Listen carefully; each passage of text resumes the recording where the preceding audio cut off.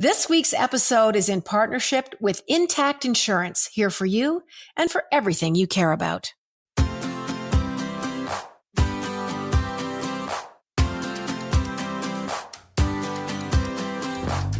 I wish I had some jingle bells to ring because we are getting closer. We're getting closer to the holidays. Hi, I'm Jann Arden. I'm here with Caitlin Green, Adam Karsh, and it's the holidays. It's December. And we're getting closer. The Advent calendar it's almost at the halfway point. Whether you're drinking a beer, doing a nail polish job, a wine a day they have. I mean, I talked about it at the end of, before Adam cut me off last week when I was screaming out Advent calendar options. They have underpant Advent calendars where you can get it on. And I saw one the other day online that you get a bra every day. I'm like, a bra every day? How much is that costing someone? A fortune. Is that like a $2,500 Advent calendar? Anyway, welcome you guys. We're picking up right where we left off. That's what we're doing this year. As a tease, I was going to say, though, Julie joining us has the world's greatest Advent calendar. She does. And we're going to talk about something that she calls the reverse Advent calendar. So you have to stay with us to find out what that is. But of course, Julie would think of that because it's friggin' amazing. How are you guys feeling? I know that, Caitlin, last week you were just like, I don't care. I can't get ready. I'm not blah, blah, blah, which a lot of people agreed with. I got a lot of messages that are like, I'm with Caitlin.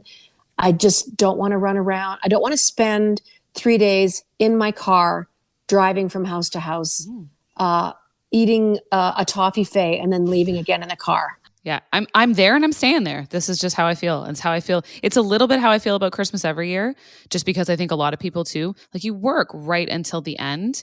And so between a busy job and if you have children and if you're maybe in another caretaking role for someone who isn't your child, adding to this list is too much for people. And that's why you do see that this is like, I mean, both of my therapists are like, this is our season. Like, this is when we do our work because it is so rife with expectations that the flip side of an expectation is disappointment. And I think a lot of people have a hard time with that. So I just was like, forget it. I'm not doing any of this stuff. I'm out. I noticed on your social media, not because I'm stalking you, is that you went to a really nice gathering and did like a Secret Santa the other night with friends. Yeah. And I have to say, it made me smile so much. But seeing you with a group of people was like life affirming. It just looked like you had the best time. It was so great. And it was a weird first time, we've gotten together in this group, especially indoors. Like we've seen people outside. So that was, and we did have to include kind of the caveat that, we want everyone to be fully vaccinated and it would be great if you got a rapid test. And so every single person got a rapid test before they came out. And it just makes you feel better. It sounds certainly unfamiliar. Some people might think it's overkill, but we did what we had to do for everyone to feel comfortable because there are people in our group of friends who, might be in a caretaking role for someone who has a compromised immune system, older relatives. And so you do it for them, not just for you. So how did the Secret Santa go? What do you do? Like it was a group of about 20 people, right? 18, 20 people? Yeah, it was 24. Gosh, dang. I can't believe 2 years later, we think that's so weird to see 24 people smiling and looking at a camera and having a nice get together. So the Secret Santa, what did you guys do? Did you everyone brought a thing and then the friggin' race is on, right? Yeah. So it's like, I think it's called the white elephant, but it's like so there's 24 people, it's 24 gifts. You are handed a number between 1 and 24 and you get to steal all along the way. So as you go in order, one person goes under the tree, picks out a gift. If the person who comes up behind them, so if number 1 picks something and it's a really great gift, and then number 5 comes along, they can steal number 1. It's like, it becomes crazy. And it's $50 limit, so it's not a lot of money. And, you get extra props for being hilarious and coming up with a funny gift. And so we did have some funny gag gifts, and it's just a good time. Oh, it looks so fantastic. Mm-hmm. What are you guys doing? Like I know the Jewish thing is happening, Adam, but Hanukkah just ended actually. Hanukkah just ended. Hanukkah's over. Yeah. So on Christmas Day, like the rest of the world, see now I'm sounding like a complete idiot. So on the 25th of December, let's just leave it there. Yeah. Will you guys have a special dinner, or do you not even pay any attention to that? Or are you just like, we don't care, we're moving on?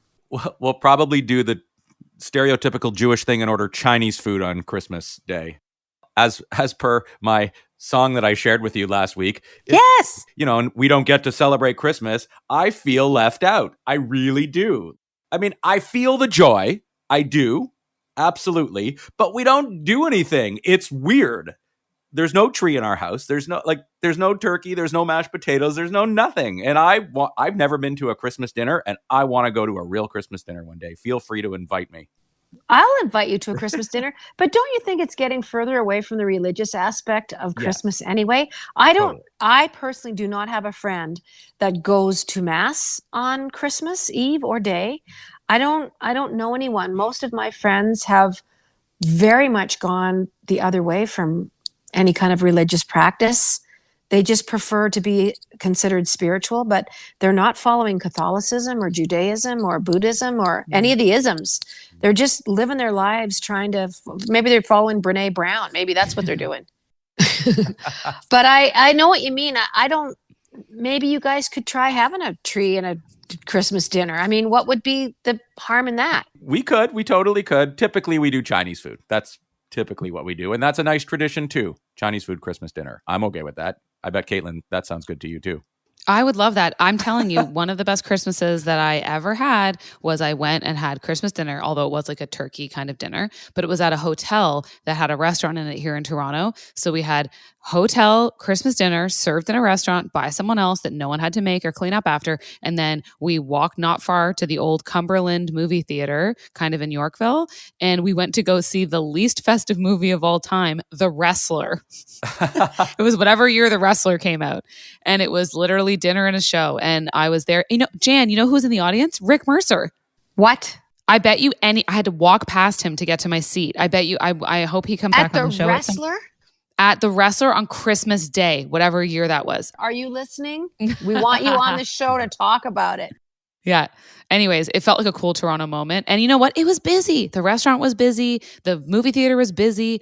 It was busy. And this is such a multicultural city with people who celebrate every single, possible representation of holidays under the sun. And I was like, look at this again, flying in the face of what everyone tells us that you have to spend your entire month of December shopping and running around like a chicken with no head. You can also just go to a restaurant and then see a movie. Well, even since I was a kid, it's changed so much what the traditions are and what people are doing with their families. I know so many families too that are picking their kids up and they're leaving town on the 23rd. I mean, maybe this is a bit pre-COVID, but they're going to Atlantis or they're going to Disneyland or they're going to Florida somewhere or they're going to the West Coast or they're going to like people are taking their kids and they were just going somewhere to get out of the chaos and the stress and the pressure of trying to please everybody over a 4-day period. Yeah, it is like, I'm not trying to be a downer, but I think it's the reality of it for a lot of people, and ignoring the reality feels bad. And this is just not a simple holiday for some people. It can be really taxing. And so I just say that if you love it and you're excited, do it. Have the best, biggest Christmas you want. And if you love running around to 4 different households, oh my gosh, go ahead. But also if you don't, really don't force yourself. This shouldn't be like a square peg into a round hole thing. I'll see you at the movie theater. Are you a regifter, Caitlin? I have regifted things, but in the past, now mind you that okay, so fancy candle. Like I have been inundated with fancy candles throughout points in my life. I don't know why. And eventually I would have like a cupboard that would be filled with I'm talking $100 candles, like the diptychs of the world. And I think it's because I know a lot of people who work in fashion, so they kind of get them for free. So I get them. And then I end up regifting them and people love them. Or wine, like if I'm going through a period where I'm not drinking wine that much, or maybe it's a bottle that I don't like, but somebody else will really like it because it's actually quite nice, I'll regift a fancy bottle of wine and some candles. Yeah. I was reading a few days ago about a woman that regifted something. It was this blouse, but she regifted it to the sister that gave it to her 2 or 3 years earlier. It really made me laugh because I just thought this was something that would so happen to me. So she had totally forgotten. It still had the tag on it, which to me makes sense too. She was going through her closet. She kind of got caught with her pants down, was ill prepared, didn't feel like she had enough stuff for her sister. So when they went over there, she had wrapped it up. The tag was on it. She just never wore it. And she gave it to her sister. And I guess this fight broke out that was unbelievably uncomfortable, upset the entire family, ruined the dinner. Her and her husband and her kids ended up leaving. Like, it was a real debacle. I mean, I would have laughed it off, been like, I gave this to you 2 years ago, but maybe I was trying to put myself in that position. But what would you do?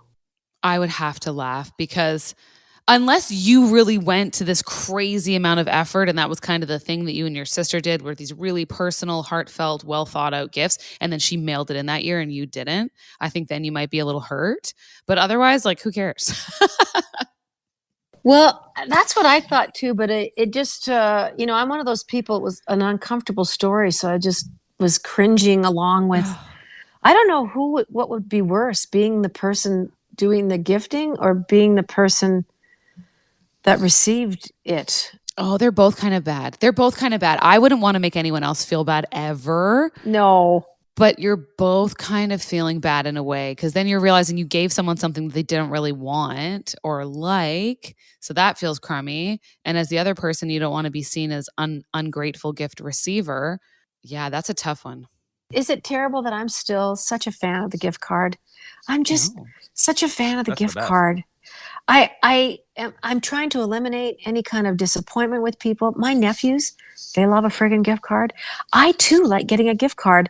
A friend of mine last year gave me, $50 at Chapters or Indigo. I was thrilled. I'm like, she goes, I have no clue what you've read and what you haven't read, which is true. She's like, I wanted to go get you a book, but she goes, I know you read so much, and I just was worried about if you'd read something. So a lot of people think it's impersonal. I'm sure. Listen, we'll talk about it when we come back. You're listening to the Jann Arden podcast. I'm here with Caitlin and Adam, and it's Christmas all month long. It's the most wonderful time of the year, with the kids jingle belling and everyone telling you be of good cheer. It's the most wonderful time of the year. Welcome back to the Jann Arden podcast. We're very happy to be here. We're talking about Christmas, the holidays, Hanukkah, Chanukah, Kwanzaa.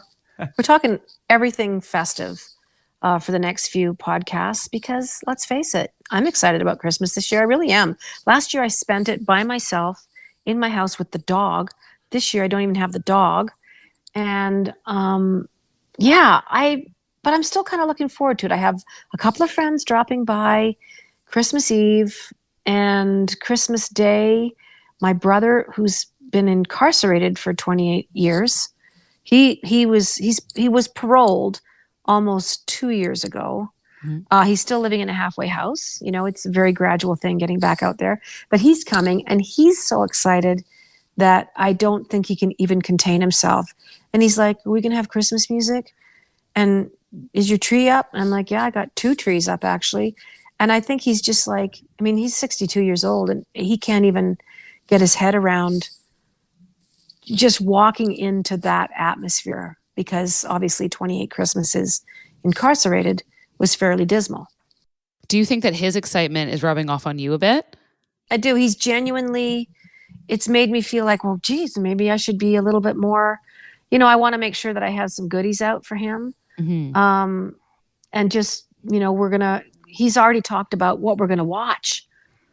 Like, do you have that old, can you get a hold of that old Charlie Brown one with the great music? And it's just different. It's just a completely different experience for him. I'm happy about that. That's how I feel when we spend Christmas with kids. So, if we're doing Christmas with adults, it's one thing. But if we do Christmas with kids, it's kind of like another level, because they're so excited about it and they have all their little things around it. And so I think I enjoy that in a different way. People who love Christmas and get excited about it, it is contagious. Christmas excitement is definitely contagious, for sure. Is there smells or just like things that really ring true for you about Christmas? I know for me, it was just smelling the turkey in the oven. Mm-hmm. And sage. I think it's the sage from the dressing that honest to God, any time of year I smell sage, it's like, oh my God, it's Christmas. Yeah, the Christmas tree, obviously, that's the big one. But I would say too, clementines remind me of the holiday season because they always seem to come out around this time. And it's not just about Christmas Day, it's like all the weeks leading up to it. And for some reason, in my house growing up, there was always a box of clementines just around. And so whenever I smell that, I'm like, oh, Christmas. Like I really notice it. I wonder how it became, like when you think about Starbucks and stuff like that, that the flavors of Christmas, like peppermint it's Christmas. Yeah. Sage, cinnamon, Mhm. clove, ginger. Mhm. And I'm just wondering who made up these rules and why is it Christmassy? And I love that Starbucks, at the 30th of November cuts off all their pumpkin stuff and goes into the chestnut, Yes. cinnamon mocha. Like, it's so weird. No, we're not doing pumpkin spice anymore. We're done that. We're now moving on. Peppermint mocha latte. Fantastic. It is good. I do like a peppermint mocha So latte. Shoka loka loka. Isn't there a song? That's Lady Marmalade. Oh, yeah. Thank you. Thank you. You'd be good in a game show with me, Adam. Isn't there a Shoka Loka Laka song? Yes. It's Lady Marmalade. No, smells really are great. Being a kid and just laying in bed and just anything coming from downstairs, even the smell of like carrots and peas and anything that was cooking. But it's so funny because you just do it once a year. Mm-hmm.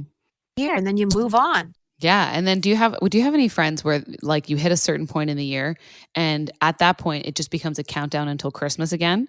I feel like it tends to happen in like as a joke in August where they'll be like, oh, only like so and so more days until Christmas. But then in September and October, it starts to get real. And I'm like, I am not waiting for Christmas in September.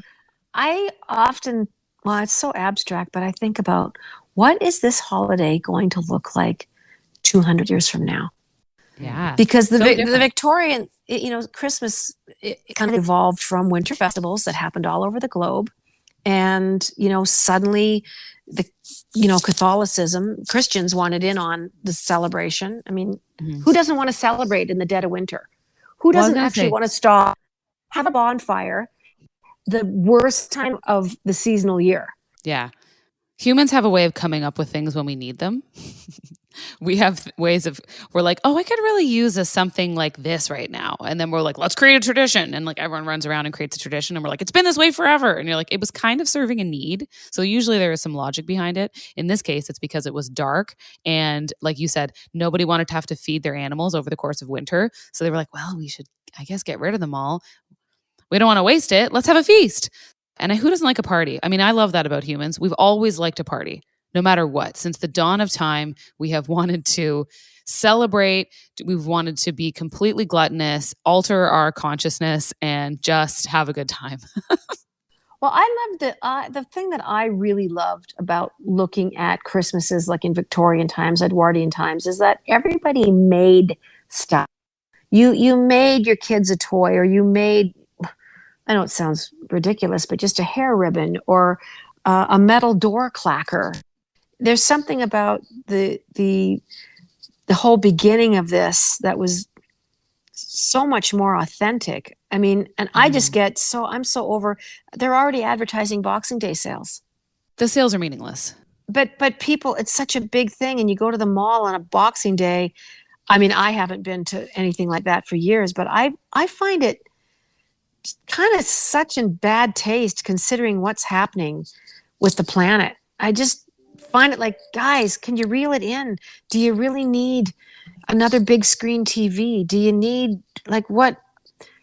I don't know. What are we trying to fill our time with? It drives me nuts. It's that like you're looking for that hit of that like happy hit that you get from buying something and getting a big deal and then telling everyone you got the great deal. And so it's addictive behavior and retailers certainly cater to it. But I will say again, the urgency to buy things, buy them now, buy them while they're on sale, buy 5. Like it's imaginary. These things are always on sale now. Like they're always on sale. So you don't have to wait long until they're going to go on sale again. So after you've just had to cook and clean and wrap and do all these things, I don't see any sense in running out and shopping the next day. Like it's a lot.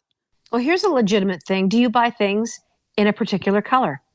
Like, do you buy toothbrushes in a particular color, cars in a particular color? And what is that color? Because this is a frequently asked question, apparently. Blue. Everything I own is blue.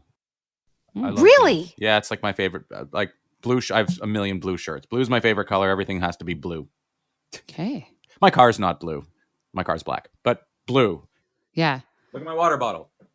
It's blue. Adam. Everything's blue. Isn't that funny? Yeah. It makes you wonder why. I definitely do not have a color. No, I don't think so either. I mean, black isn't a color, but I own a lot of it. So there is that. I would say I am looking around now and going, oh yeah, I exist pretty much like a black dot in a white space because my entire place is pure white essentially, and I am always in black. So that is kind of what my Well, you and Stevie Nicks. I mean, Yeah. black is easy because you can look at your closet and not have to decide anything. the Toronto uniform. Are you telling me I have 1 minute left, Adam? I unfortunately am Dang telling it, you Adam. that. Sorry. Well, Julie Van Rosendaal is going to be with us today. Yay. So I'm definitely going to ask her some of these questions. I don't know if I'll get to the color question, but I'm quite perplexed by that, Adam, that everything's blue. I've never noticed it, so maybe I'm not really looking hat. at you the way I should be. This is like a gray blue hat. I happen to be wearing a black I happen to be wearing a black shirt. It's not that I only wear blue, but like pretty much the vast majority of my outfits and color preferences are blue. Well, here's a little odd thing. One of my nephews is autistic. And he part of his autism is how he eats, but he only eats things that are a certain color. Interesting. And that color is orange. Interesting. He's getting a vitamin C. So I'm not sure what that entails, but it's a lot of those fish crackers. Yes, the goldfish cracker. Goldfishes. And they do have a Christmas version of that if you're interested. They have colored Christmas goldfish crackers. So Oh my gosh. Neat. I think they taste the same. I think you're okay. We're going to be right back with Julie Van Rosendaal. Don't go away. We're celebrating the holidays. Julie's got a new cookbook out. She's going to tell us all about it. You're listening to the Jann Arden podcast. Don't leave us. Driving during our Canadian winters means being ready for anything, and that requires planning ahead. In my case, once I've secured my most precious cargo, aka my dog, and an ample selection of beverages and snacks, I make sure I've tucked away stuff like flashlights, warm blankets, and a first aid kit. You know who also likes to be prepared? The good people over at Intact Insurance. Their blog, which you can check out at intact.ca/advice, is filled with tons of useful tips and information and articles to help you and your car get ready for cold weather.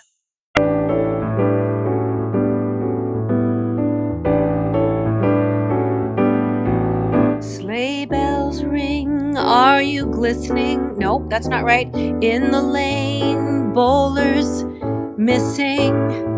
It's nope, that's not it. You know, I think we're all familiar with the melodies of Christmas songs. Welcome if you've just joined us in the last 31 seconds. You're listening to the Jann Arden podcast. I'm here with Adam Karsh. I'm here with Caitlin Green and our very special guest. Please insert large crowd noises right here. Julie Van Rosendaal. Hello. We haven't talked yet. People have been asking about you, Julie, but you have been, congratulations to you right now. Cookies That I Have Loved has been out about 10 minutes, and it is a runaway train success. Your Instagram stories of you stuffing like hundreds of books into manila envelopes is making me exhausted. If people love cookies, you know, it has been a crazy week. It's been a week. I've already talked to the printer about reprint because the bookstores are selling out before they get their stock. It's great. It's amazing. People are fantastic. And they're ordering multiple books. I'm trying to sign them all. And this is the thing. I've got a bunch of people working stuffing envelopes, but they can only ship them as fast as I can sign them. So it's fantastic. Well, I noticed you were on your second package of Sharpies. Yes, I burned through a dozen Sharpies already. Isn't that crazy? Dear Sharpie company, Julie and I would not say no to a Sharpie sponsorship. That would be a great sponsorship. Tell me what prompted you to write a book about cookies? Yes, everyone does love cookies. Yeah. But what made you do it? Well, you know, I don't talk about it very often, but I had a cookie bakery back in the 90s. It was called One Smart Cookie, and it was low-fat cookies because that's what people cared about in the 90s, and now we know better. But So my first book, which I published in 1999, was a cookie cookbook. And so, during the pandemic, I was actually working on a different book, a couple of them, because I cannot focus on one project at a time. I was working on a bean book and another book, and I just, that things were not working for a lot of reasons. And at one point I thought, I've got a ton of cookie recipes already. People love cookies for Christmas. People are baking more. People are baking at home during the pandemic. It makes sense 21 years later to do another cookie book. And I don't have to start from scratch. I've got so many recipes that I've been making for decades. I don't have to, do as much testing. So I went through, I culled my collection, photographed them, pulled together a book, and had it printed in Canada. So it was a quick turnaround. And it's a small format book. So it was, fairly easy to put together. Not easy, but faster than traditional publishing, big books, big publisher, printed overseas. And I don't even know what your question was. You asked me something. I hope I answered it. You absolutely did. I love the fact that you printed it in Canada, and I love the fact of your beautiful spine that also was in your previous cookbook, that you see the beautiful blue stitching go through there. But the format too, you just mentioned the smaller format. Mhm. You're a person that I know has probably thousands of cookbooks, and I think we all need something a little bit smaller to stick on our cupboards these days anyway. I love it small because it feels like a novel. Well, when you look at, I love cookbooks, and there are so many beautiful ones right now, but they're all sort of the same size and the same price point. They're kind of $30 to $50. And, Ooh. there wasn't anything in this sort of smaller, journal size. Who makes 100 recipes out of a book? Not very many people. So 36 recipes, and the exposed spine, it created a lot of drama with my last book. So it's Because they thought it was they thought it was damaged. People thought it was damaged, and I got so many emails. And of course, people who didn't know, understandably, messaged me. But so it's got this exposed spine with the blue thread. I think makes it look more intentional. But most importantly, it lies flat on your countertop, which is important to me. You have to be able to use your book, and you don't want it to piss you off in your kitchen while you're baking, because you're trying to put your sack of flour on your book to keep it open while you're baking. So it's a design feature. somebody really great last Christmas gave me a friggin' awesome cookbook holder opener, and that somebody's name was Julie. Mm, And it's sitting on my counter right now. It's this beautiful piece of wood. So, my house is so I know woody, it is. but I use it constantly. It's got little clever clips that you just set your book on there and you clip it open. So I use it all the time, but I get what you mean about the laying flat. Congratulations on the success of this. It has just been, it really is a runaway hit. I know people say that a lot, but wow, Julie, it's your place in the community, your place in people's hearts, and you make effing great, easy to understand recipes in your cupboard recipes. Well, thank you. You don't want to send people running around the city looking for strange, ingredients that they might not necessarily have, or they're going to use a teaspoon Oat of milk curd. oat milk. I have oat milk. I have. No, I said goat milk curd. curd. Yeah, there's no goat milk curd in these. And ingredients are expensive these days, and we can't go to the grocery store as easily as we used to. So, very straightforward and only available at independent publishers or independent booksellers, Love which that. is another thing, because we have to support our local small businesses. Yeah, and who doesn't love going into a little indie bookstore? The smells, Right? one of my biggest, I guess, not a fear, but concerns in life is that I will never read all the books. Same. And I think about Yeah. that because I'm going to be 60 years old next year. And I'm like, even if I live to 75, maybe 78, something like that, I don't have a lot of, and I'll never read all the books. I know. You have FOMO, right? Book FOMO. I have book FOMO too. And I always have stacks beside my bed on both sides, and then over by my reading chair. And I get overwhelmed. I'm into one book, but I'm like, this is so big. I'm not going to finish it. I need to start this book, but I can't do that. We'll call it BOMO. BOMO, book FOMO. We have, you heard it here first, everyone. BOMO. I have BOMO. And the food too. So much food to eat, so little time. Well, I'm going to do my very best to Mhm. conquer that. When Caitlin and I today were talking about the smells of Christmas, Yeah. we've kind of dedicated the next few podcasts running up to Christmas about Christmas and the holidays and Hanukkah and traditions around the holidays with everybody. Is there smells that come to mind for you that are that quintessential, it's Christmas time? Christmas smells. Well, the Christmas tree. I grew up with getting a fresh Christmas tree every year.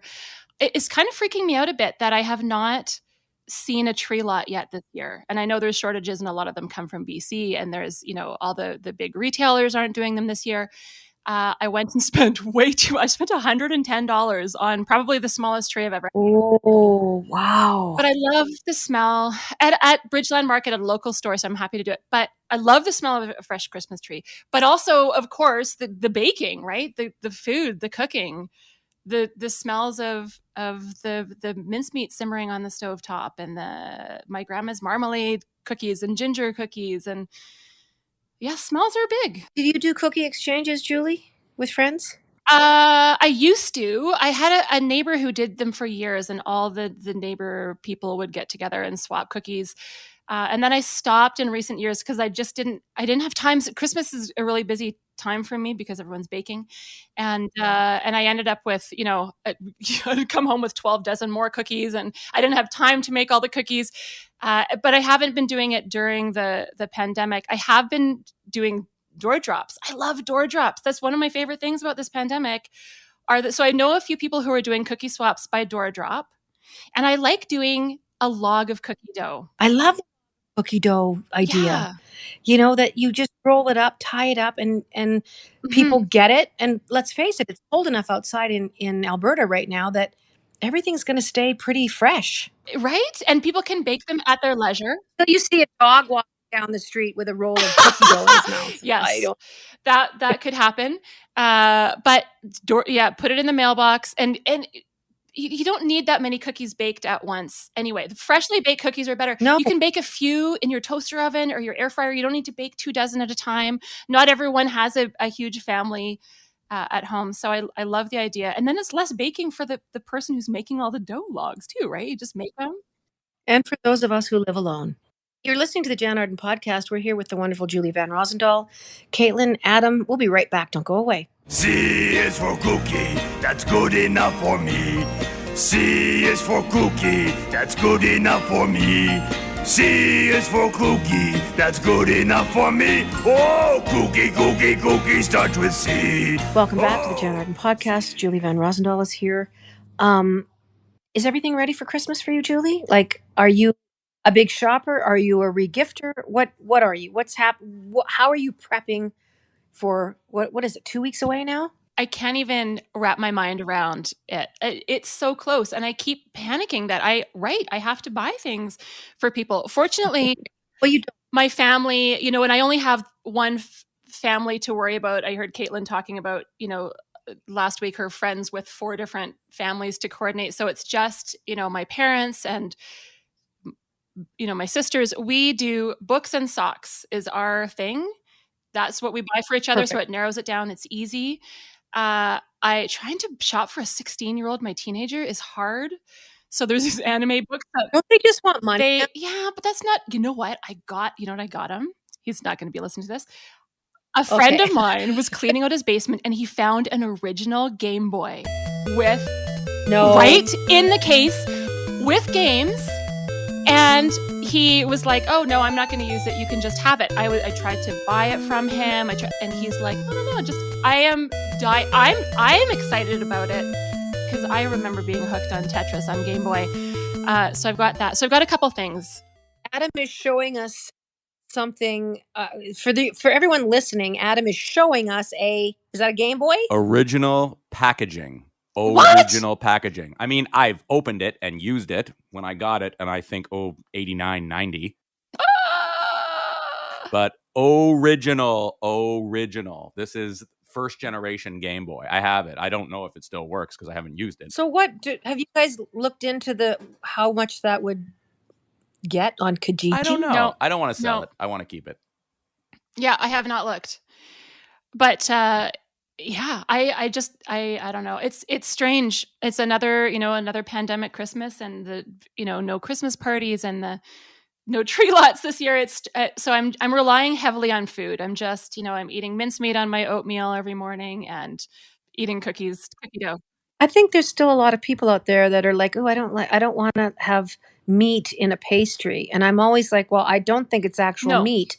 Do you have any information on the background or the history of mincemeat and why it's called mincemeat? Well, every episode we're solving a problem. Last week, as you might know, it was The the Yule Yule log. log that was like, I have an excellent Yule log story that involves squirrels. I know Adam. I can feel his "Oh, googling fingers googling the history of mincemeat, but it did originally have mincemeat. It had suet, and people often, go find suet, which is beef fat, at butchers to put in their mincemeat. I don't. You don't need it. You can put butter in it if you like, but it's mostly just fruit. chopped up Chopped up fruit." fruit, dried fruit, apples. I rescued a flat of underripe nectarines this year that had been in cold storage for too long and made that into mincemeat, and spices and brown sugar, and people make it boozy with rum or brandy. Apple brandy is delicious if you like it boozy. I don't, because I put it on my oatmeal every morning, and my mom doesn't like things boozy, so I never did the boozy fruit cake, the boozy mincemeat. But when you explain it that way, people are like, "Oh, that sounds delicious," and it is. It's just funny that it's called Yeah. mincemeat, I Yep. guess, because I thought it was that when I was a Yeah. kid. Now, when you woke up Christmas morning with your sister, and what did the day look like in the Van Rosendaal Mm. household? Oh Was boy. it? I mean, obviously, it was exciting, but what was that day like? Uh, my parents like to torture us first thing in the morning. So my sisters and I would have to clean our rooms, get all dressed nice. We would not fight. We would sit on the stairs and sing Christmas carols until my parents woke up. And then we would go downstairs, opening our stockings, and then we'd have to have breakfast before we got to the presents under the tree, and we'd have to do the dishes and all that. So it was very like stretched out. There wasn't that like mayhem of tearing open packages. So that really would have been trying my patience as a child because we just ran to the living room, and Yeah. I remember one year my little brother Pat. I mean, he was little, like probably 4 years old, and he got up probably at 4 in the morning and he opened Oh. everything. So my mom got up like an hour later to a pile of ripped Mhm. packages. Well, I didn't know whose was whose or what the tags were off. Well, I don't even know what. I can't remember, but I know that it probably was very stressful for her to try and tape everything back Mhm, together. mhm. But Well, and it had to be one by one, it was very stretched out. And we didn't have any relatives in Calgary growing up. They were all out in Windsor, and so it was just our family. The very odd time we went out to Windsor for Christmas, but not very often. So, yeah, did your mom, your dad do the cooking? Who was involved? And it was my mom did. Well, I did. I did a lot of it when I was a kid. I just loved cooking. I've loved cooking since my mom said, when you can learn to read a recipe by yourself, you can cook by yourself. So I've been cooking for a long time. So yeah, it was the traditional turkey dinner with all the stuff, and the fruitcake from the joy of cooking, which I still make. And it's very easy to veganize. fruitcake is labor Oh, intensive. it's not. I mean, it is, but it's I enjoy the process as much as anything. I love cranking the Christmas music and making the fruit cake. I don't make a ton of them. I usually make, a few. And it's not that tricky. I mean, it has to bake for a long time. It's a solid cake. But it's like a holiday energy bar. It's, and I eat it all day long. It's like it takes me through the holidays. Fruit and nuts bound together by just enough batter to hold them into a sliceable cake. And I don't soak them in booze. I just I make them at Christmas time. I don't do it months in advance. I love them. I love a dark fruit cake. No cherries, no candied cherries. Julie, No. can't The speak dried anymore. cherries, yes. The neon green and red cherries, I don't put those in fruitcake. And the little candied mix, you know what it actually is? If not the citron, but the little bits, rutabaga. Rutabaga is the vehicle for the sugary syrup. They're just those little bits. So you have to get the actual candied citron, and it has much more better flavor. It's not just decorative. I would be remiss not to touch before we have to say goodbye. This is always goes so quickly. You do something so brilliant. I know we spoke about it last year, I think. The reverse advent calendar, and it warms my heart. It makes me so proud of you. Of course, you would think of doing this, of putting an item in a box each day instead of eating chocolate every day leading up to Christmas, and for the food bank. Well, for any organization. And it's something we started years ago, when Willem was younger, and I had an empty wine box separated into the 12, sections in my kitchen.